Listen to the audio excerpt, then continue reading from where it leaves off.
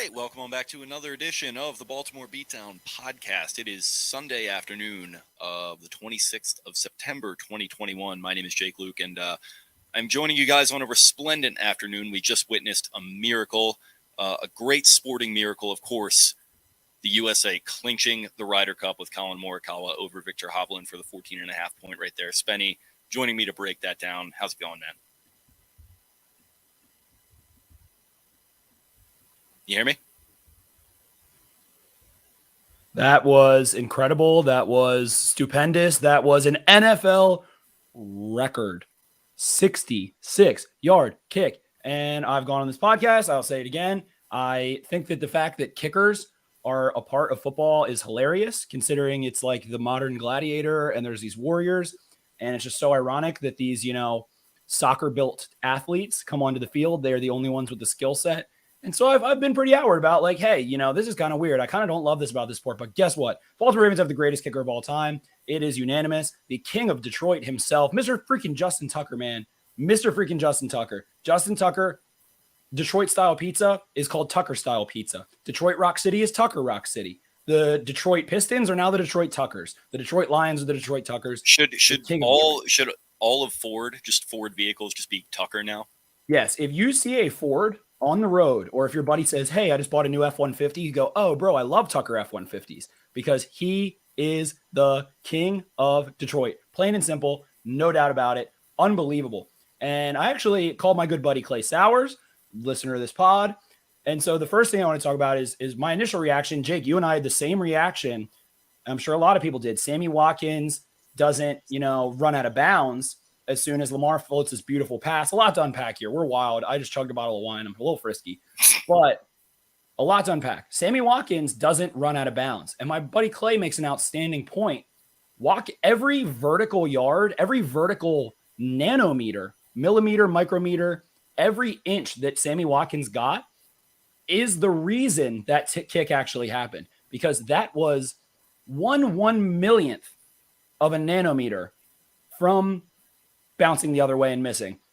NFL record. Are you not entertained? Justin Tucker, the greatest of all time. Lamar Jackson, the best quarterback in the NFL statistically last year and proving it again, and has had multiple go-ahead and game-winning drives this year. Multiple already on third and fourth and long. He is outstanding dating back to the start of 2020, an area he actually struggled in 2019 during his MVP season. I think he was about 33rd of all qualified passers in EPA and all those metrics, everything on third or fourth and long, being at least 8 yards. And 2020 through now, he has been outstanding. Nothing short of outstanding on third and fourth and long. Yeah, and it showed up there. Like even right up to the fact that they were in 4th and 19. If that were a Flacco game, I would have just packed it in. Like what he's going to check it down, or at least like it, end of the era of Flacco with the injuries and all that stuff. I would have thought check down, whatever, something terrible is going to happen. We're going to walk away from this game 1 and 2. I was not confident that something was going to happen, but I wasn't completely writing something off.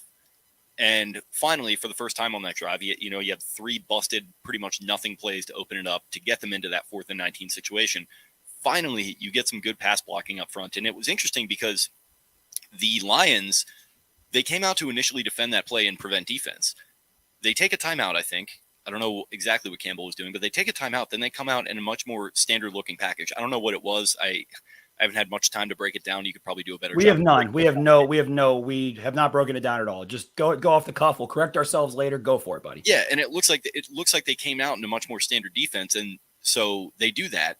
They get no pass rush. Sammy Watkins, Lamar, he's standing back there for a good 3 to 5 seconds. He lets one rip and just kind of floats one up there to Watkins, who makes the catch. And yes, I was screaming about get out of bounds. I was probably just in the moment. Me too. And my buddy Clay made a great point I didn't think about. We need to rewatch that again. We just said we're off the cuff, but if he, I don't remember if he got yards upfield. I need to watch the play again. If he did, every inch he got going up the field was the reason they won the game.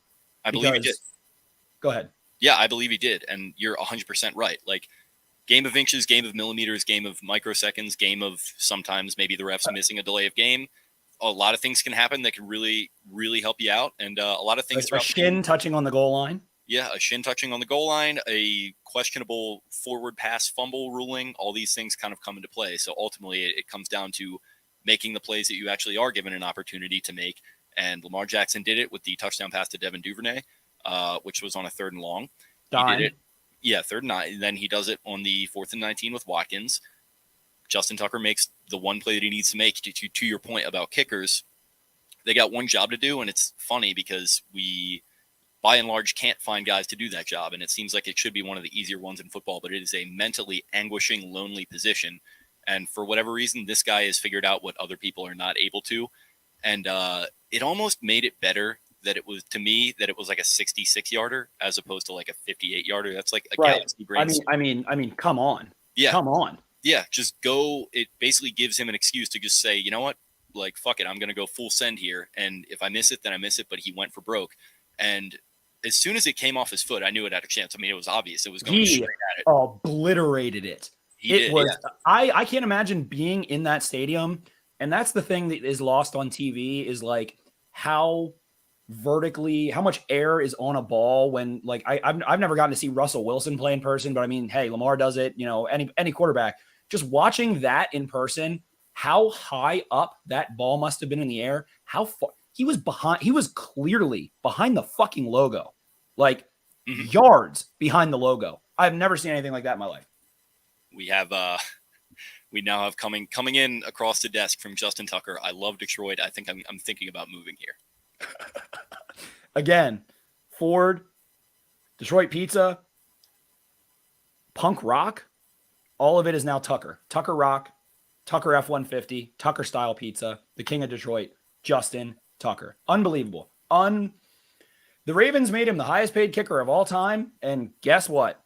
It paid out, or it panned out. That is all worth it. That is all worth it. And especially, I feel like, you know, I'm not pointing a finger at Tucker at all. The Ravens played in a divisional round game. How many times have I talked about how windy that game was?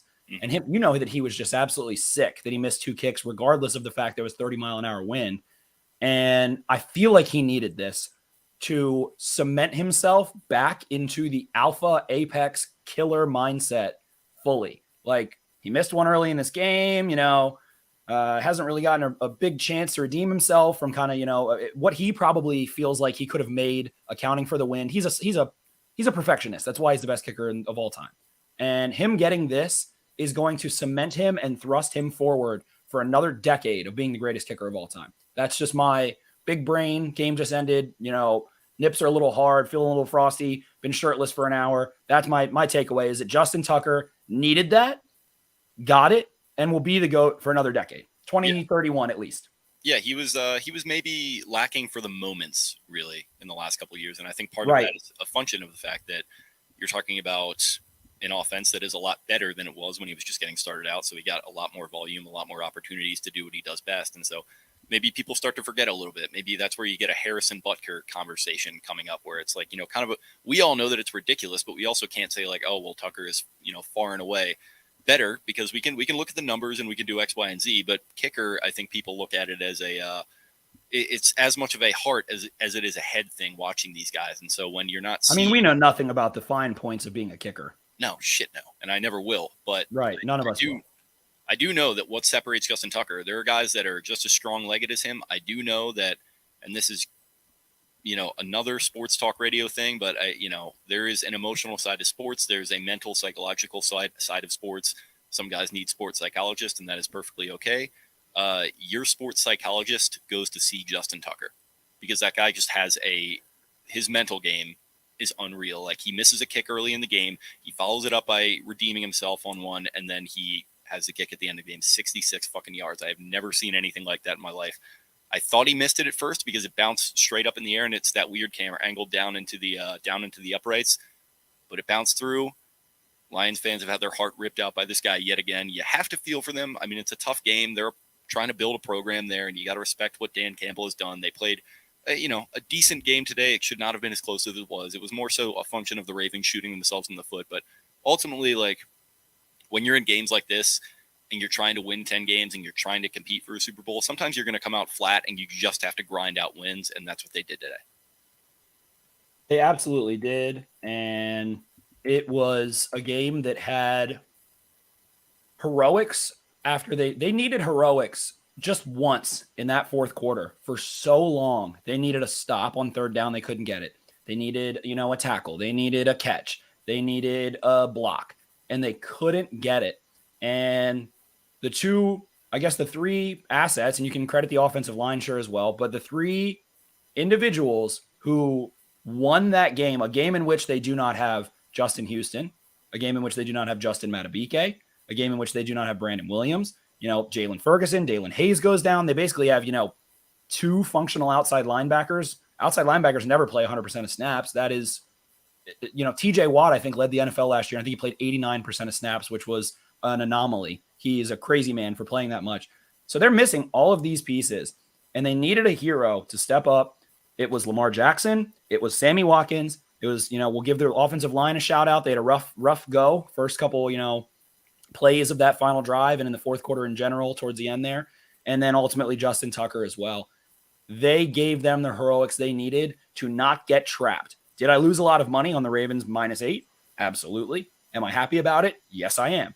That is the devil's vodka. That is the devil's tonic of betting on a team that you root for, and which I should probably avoid doing. I know that a friend of the show, MD Lost So Hard, he also lost quite a bit of money on them week 1. Hate that. Shout out to MD Lost So Hard, losing $12,000. And ultimately, heroics were there. The plays were there. 4th and 19. Unbelievable. 66 yards.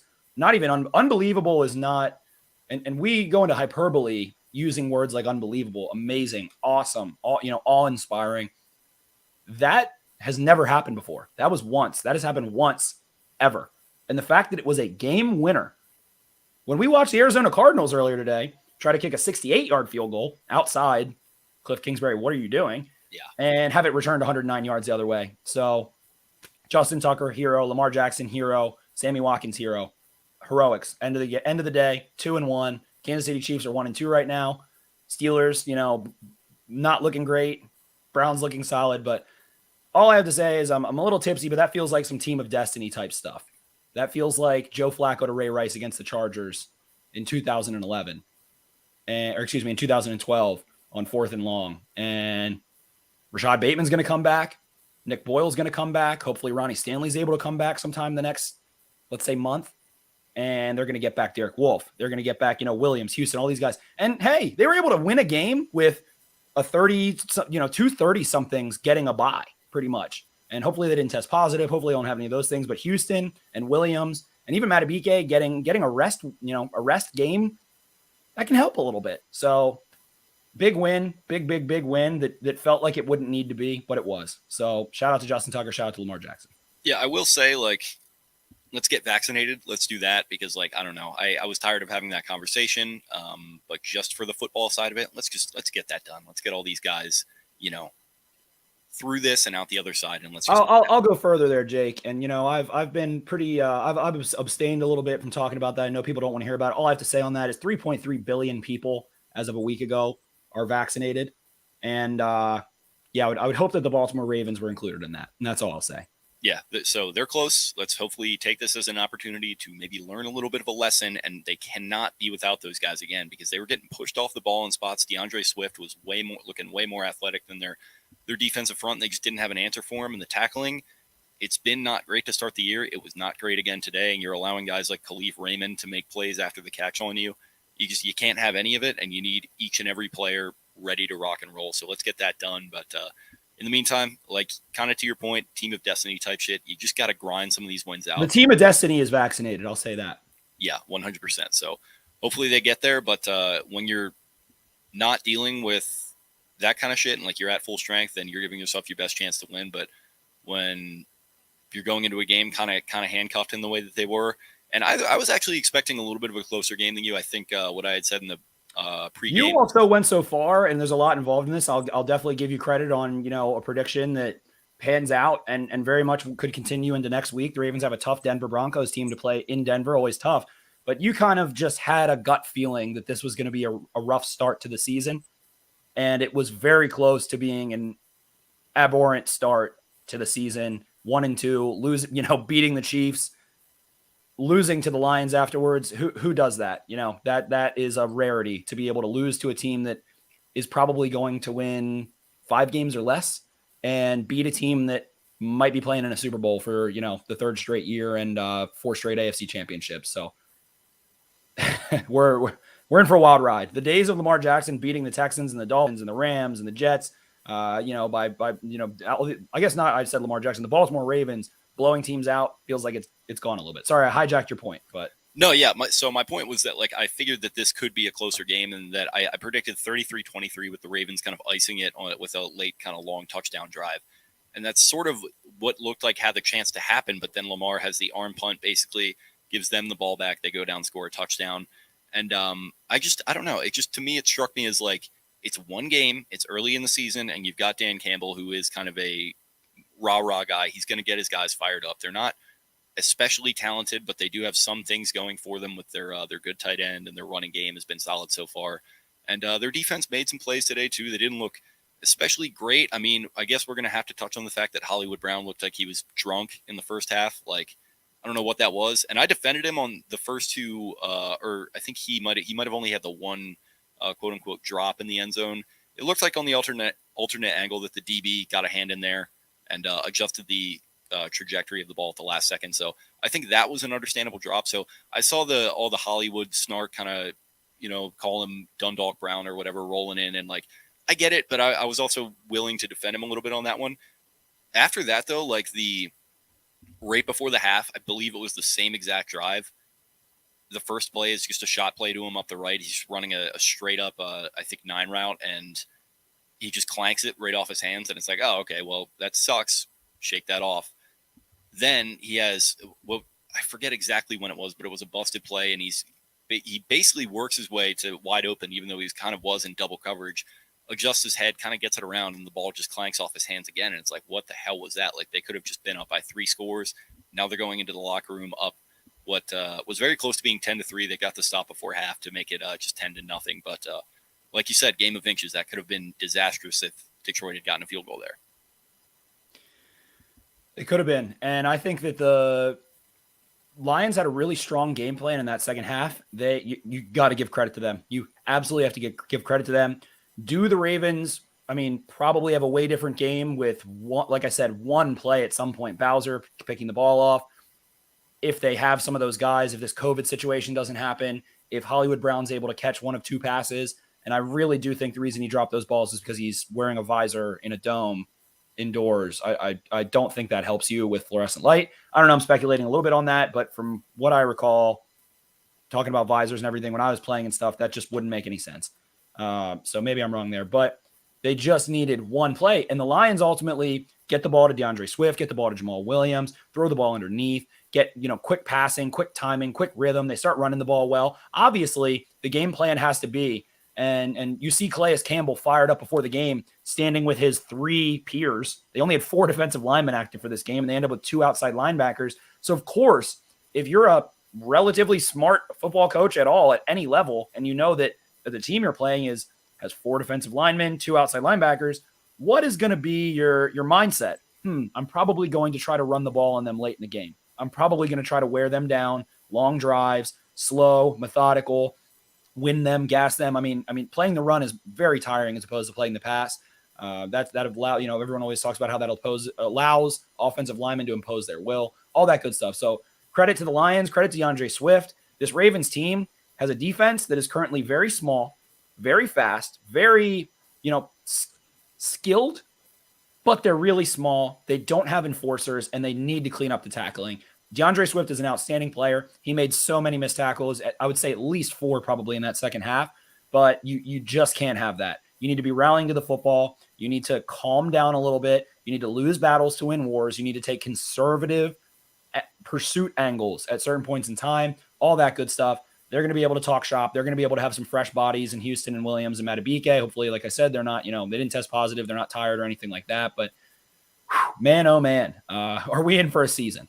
I overreacted a little bit, and I'm probably going to continue overreacting as I am a fan of this team, and said, this is probably an 8 or 9 win team after they lose to the Raiders. Overreaction. Raiders are really good, and the Ravens beat the Chiefs and then squeak out a win and look like they've got a little mojo. They've got some heroics. They've been playing in these crazy games, so I'm fine with being a fool and saying that. This feels like a team of destiny over the first 3 weeks. I'm just going to say it, and I'm probably premature in that as well. But I'm having a lot of fun watching them. Long story short, I'm having a lot of fucking fun watching the Baltimore Ravens right now. Yeah, it is fun. It's they feel like they have a chance to be battle tested before like even the bye week, which is a big thing, and they're going to get a home stretch of games. Like it's interesting because this is such a brutal opening stretch of the season, and I looked at it like 2-2 is probably the best case scenario that they can be hoping to look at, because you would think they could. That'd be a good situation. Yeah, it would have been, and they have a chance. Or I mean, obviously, that could still be in play going to Denver, who is a tough team next week. But they have a chance to go to 3-1 now, and it looks like they haven't even played their best football quite yet. It looks like this offensive line is still gelling a little bit. They're not there in the run game. Like they're just not getting pushed in the run game. It's taken away the north-south element of their game a little bit, which I think is really part of what's hurting them. A lot of people are talking about Tyson Williams and why does it feel like he's being sort of kept in the doghouse, so to speak, or something like that. I sort of made the point that maybe they're just trying to keep his legs fresh for, late in games. We didn't really see that today, but man, it just doesn't feel like the run game is quite there like it was last year, which is Lamar is, but Lamar 100% is. We're not getting and he makes it go to the point where they have an effective run game no matter what. But you got to think that handing the ball off to Edwards or Dobbins, if you have one of those two healthy, just one, you got to think that they beat the Raiders. You got to think that they start to blow the doors off the Lions. You got to think there are some more plays made that are a cherry on top of what's happened so far. So running backs don't matter. I don't buy into that fully, and I think that is too black and white of a statement.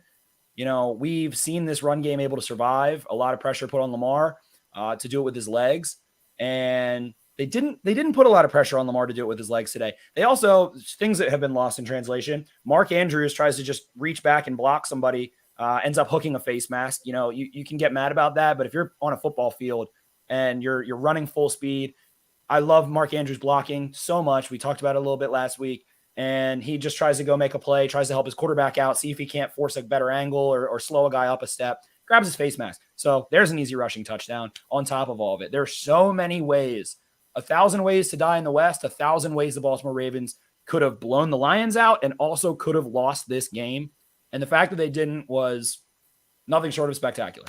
Yeah, they got a scare into their system, and I think it's going to be good for them because it's a team that's still gelling, because it's a team that still is going to have a lot to learn here.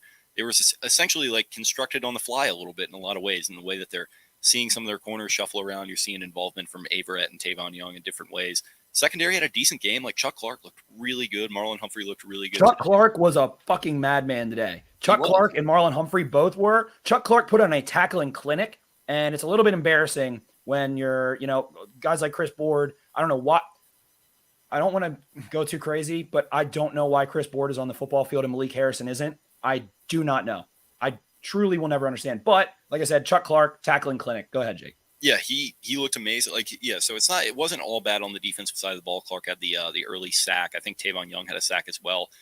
And it just felt like, as much as people are going to say, the Lions got screwed, like, we do really have to reinforce the point that, like, nobody was beating the Ravens in this game except for themselves. Like, the drops, some of the issues that we saw on defense, and then they didn't really get a ton of help from the refs. Obviously, that kind of went both ways today. But to me, I'm not walking away from this game especially concerned. Like, I think a lot of people are going to, but I don't know. I just think that's you're sort of grasping at straws a little bit, because I think they've looked good enough that they can play with anyone. But they also, in the on-the-fly nature that this roster has been to an extent constructed, they're going to have some games like this where they play down to competition, and it's just about getting those wins. They're thin right now. So they are, I wouldn't even say it's playing down to competition. I agree with the point, but they're just, they're without 19 guys and winning football games still. So you have to give a ton of credit to everyone involved in that. I mean, we have a comment in here, and I've definitely been, I like Greg Roman. I think he's a good offensive coordinator. I think he has flaws, absolutely. Some of them are more in procedure for me, but we have a comment in here. Pardon me for some bad radio, but it was, I'm Deuce 1042. I'm putting it up now. I'm starting to buy in that Greg doesn't air the ball out because they make too many mistakes.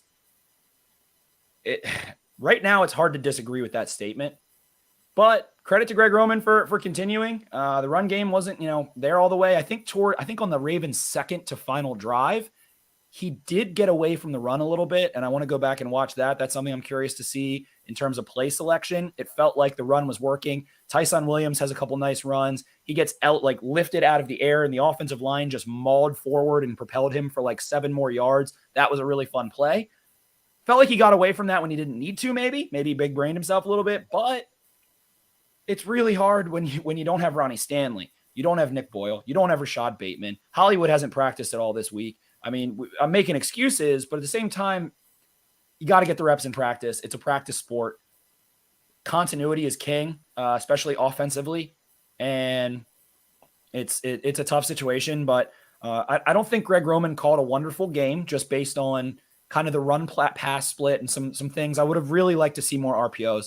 I think that's something I'm really not a fan of what Greg Roman has done so far this year. It feels like, for instance, there's a Latavius Murray, I believe inside zone, probably might have been a duo, but probably inside zone that could have had an RPO attached to it. Just why not? Why not just attach an RPO to every single inside zone? I don't understand, because nothing is going to change up front other than the fact that a receiver is running a backside slant and Lamar Jackson can throw it if it's there. That's all. Why would you not? And it feels like that is the NFL being the methodical, drudging beast. I think it's a microcosm of the NFL not picking up trends in football that make a lot of sense, which is going for it on fourth down. High school and college, that happened very early on. That is the RPO game. That is using quarterbacks in the run game. Things like that. I just don't get why you wouldn't attach that. The only variable I can think of, and people are smarter than me. Maybe I can get some insight from someone here that we interview sometime soon or something. But the only variable I can think of is that it makes Lamar Jackson capable of making a bad decision. But that's your franchise quarterback. So would you rather rely on him to do that or no? Why not add that? Why not let him win games that way? Why not put more on his plate?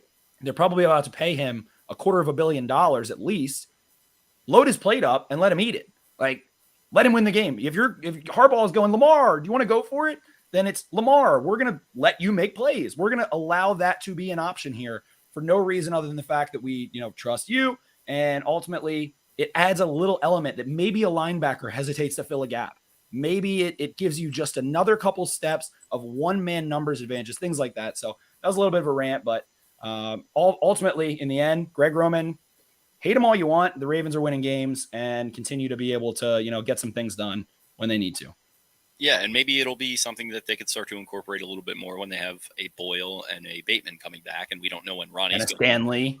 Yeah, exactly. So, yeah, like Bateman, for example, like his route tree, his physical profile, he might be able to win on some slant routes a lot more than what you currently have. So maybe you kind of incorporate that into the year and give defenses even more to think about. So I certainly like the idea. I think they should get more into that. I don't think Greg Roman has been perfect at all, but given the fact that this team had 2 catastrophic injuries back to back on the same exact, practice field and everything like that. And it's just an all-pro and a one of the top 5 running backs in terms of pretty much every advanced metric last year. Yeah, you lost your other running back you were very excited about. You lost a linebacker who, listen, based upon what we've seen, they could probably use right now. LJ Fort was a very underrated loss. So much. I think Frank Platko, writer Baltimore Beatdown, editor Baltimore Beatdown, was talking about it. Having him be able to come give you stability when you're not feeling confident in Harrison in lieu of Board, night and day. Board looked lost. There was a PA boot, if I recall correctly, where Goff rolls out, the back leaks out into the flat, and Board is turning and roboting when there's a running back right in front of him and just misses him, lets him go get an easy first down. Yeah, so exactly. So that's, 4 or 5 players that would have brought at least stability, at most plus playmaking, just explosiveness. So to lose all those guys, and Peters, I don't even know if I truly touched on that. That's a massive loss for the defense. To lose those guys, it's very much, it is a sports talk radio take that they have heart and they look like they want it, but they really look like they fucking want it. They're going out there against the Raiders and, they looked flat at times, but Jackson, he authored what should have been a game-winning drive, and ultimately the defense sort of collapsed a little bit, and that's tough. But then they really, really showed it Sunday night against the Chiefs, and then they showed it again here, I think. And it was a tough game, and a few bounces go the other way, I'm probably singing a very different tune. But I don't know. I to your team of destiny point, it definitely feels like there's something going on here, and I do think a lot of credit is owed to this coach. Absolutely. I believe that this team was without a lot. I think, when we did our preview show, none of that had happened yet with the COVID, and kind of that throws a monkey wrench into game plans, man, into what you've prepared for. And then late in the week, after you've already essentially laid down the law in, your defensive side of the football, Wink Martindale, and then you have to adapt everything. Suddenly you've got Khalil McKenzie. Good Lord, that's his name, correct? The practice squad UDFA elevation defensive lineman. I believe his name is Khalil McKenzie. He played significant snaps in this game. Jelly Ellis. I'm gonna eat some crow on Jelly Ellis too. That man has played his freaking tail off. Really sound technically. And I said, why is he a guy that you're really caring about? All these things. I think a lot of people in Baltimore beat down kind of agreed, what is Justin Ellis giving you? Eating crow by the spoonful, by a mega ladle right now. He was like chasing Goff down into the backfield at times. I had never seen that kind of push from him. On the Travis Kelce touchdown last week, he chases him 45 yards downfield and hits him. He was relatively close to making that not be a touchdown at 330. His name is Jelly Ellis, and he almost chased the guy down 35, 40 yards down, 45 yards downfield, and almost saved a touchdown. So shout out to Justin Ellis, definitely an unsung hero right now. He definitely got penetration on a few run plays, had a couple tackles, and was hustling his heart out. So again, Jelly Ellis, you're the man, and I'm definitely willing to eat some crow on that one. Yeah, me too. So, just sort of those underrated guys making plays when they need to is going to be crucial, while they're missing guys that they're either going to get back shortly or not going to get back at all. So it's a big performance by him and a real big win overall. So, what else we got? Like, it's really hard to break a game down from a technical. We'll get into it later this week. The only other things I'm thinking of, Shin's down. Jamal Williams' shin is definitely down, and my initial reaction to that kind of stuff is always, it doesn't matter. They can just QB sneak it. Well, guess what? In Las Vegas, that is what it appeared, as Bryan Edwards is about a foot short of a touchdown. And guess what? The Baltimore Ravens end up with the football 3 plays later because of a false start, tip ball, interception. So if that doesn't, you can't basically say that doesn't matter, because Justin Tucker makes a field goal by a millimeter. And Jamal Williams is down by an inch or two, and they could have stuffed it. The Lions can go for it on 4th down, could have stuffed them again and made a play, get the ball, and run the clock out a little bit, force the Lions into desperation. Could have been a completely different ending to the game if that call was made correctly. Gene Steratore comes on during the broadcast. This was a horrible broadcast. It's just ludicrously bad, especially at the beginning of the game, saying the wrong names. You had a hilarious joke Justin Turner. There was the replay coverage, the angles, the time it took, the officiating. Such a weird game, such a weird day. Thank God the Ravens don't have to go back to Detroit for a couple years, but Justin Tucker might disagree.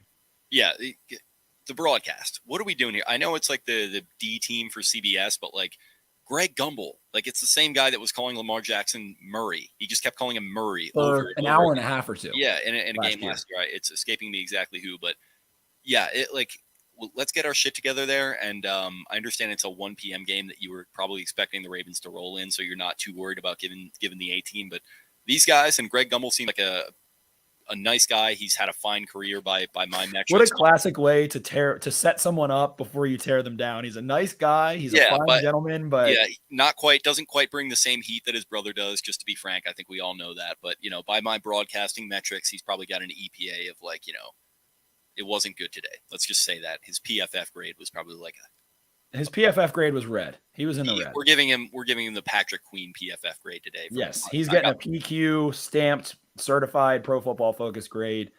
That was it. It was not fun to listen to. CBS needs to step their game up. In today's age, it's 2021, man. How many people could you bring in? Commercial breaks were long as shit too.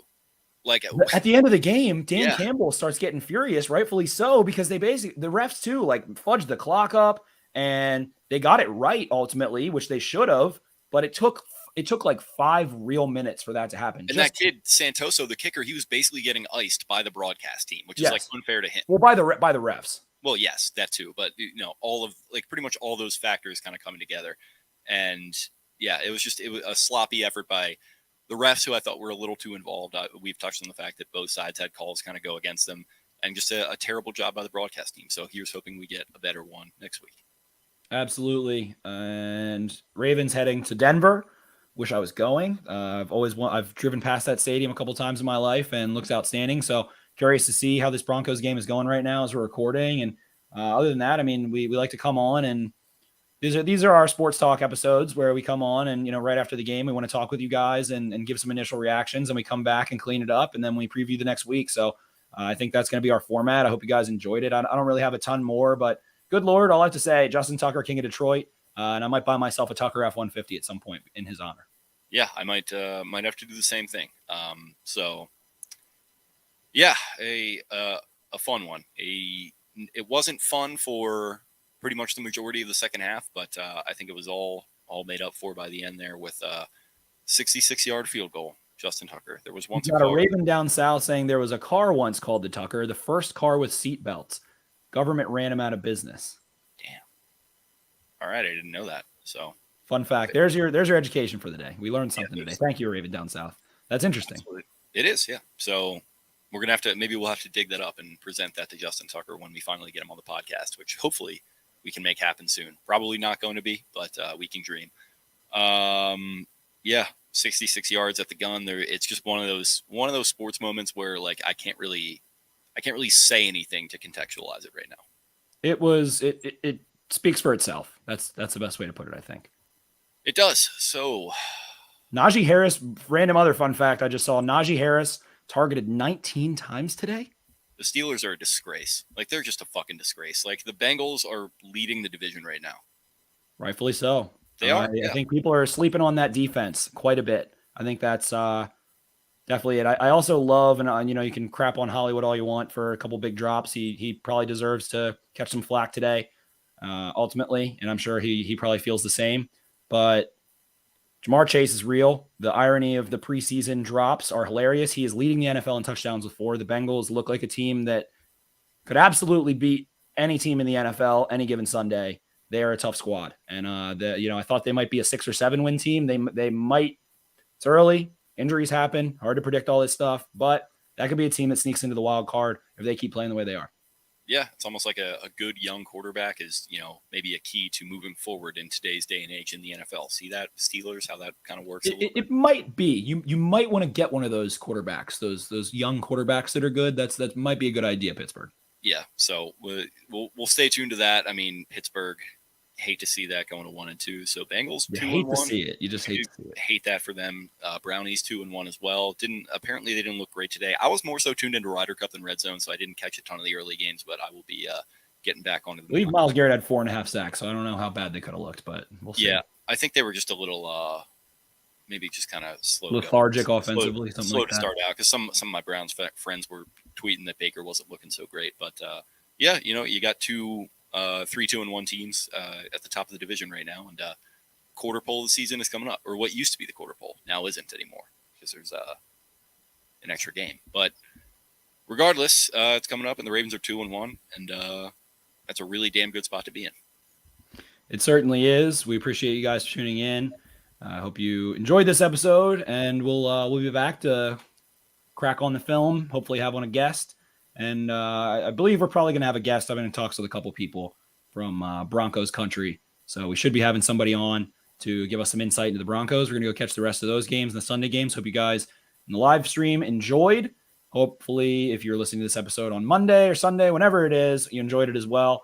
Give us feedback. We love it. We do have merch available. Podcastbeatdownmerch.com. Been tweaking the designs a little bit. We're going to have a little bit of a contest going here. The first thing I want to say, we're going to have several contests because I want to give people free shirts.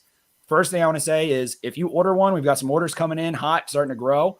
And if you buy one, the person who posts a picture with the best caption will get a free t-shirt. So when you get your shirt, wear it, put it on, post something on Twitter, Instagram, wherever, text it, call it, send a carrier pigeon, whatever it is, whoever has the funniest, the best caption, whatever it is, we'll send you a free shirt in any size, any color, anything you want. So Again, that's podcastbeatdownmerch.com. You can find all of that there. We appreciate everyone who's been buying. Hope you guys enjoy them. Any feedback, negative, constructive, all that good stuff is welcome to this podcast, to our merch. We love you guys. Thank you so much for listening. We absolutely do. It was a fun one. And here's to many more fun ones like that. You know, it could have been more enjoyable throughout, but the end result makes it worth it. And that is why we watch sports, folks. So thanks for listening. We'll talk to you guys again later in the week. In the meantime, follow us on social media. You can find the show on Twitter at Podcast Beatdown. I'm at Jake Luke. That is LOUQUE. Spencer is at Ravens 4 Dummies. That is the number 4 in the middle there. And yeah, we will talk to you guys later. But in the meantime, see ya. Arrivederci.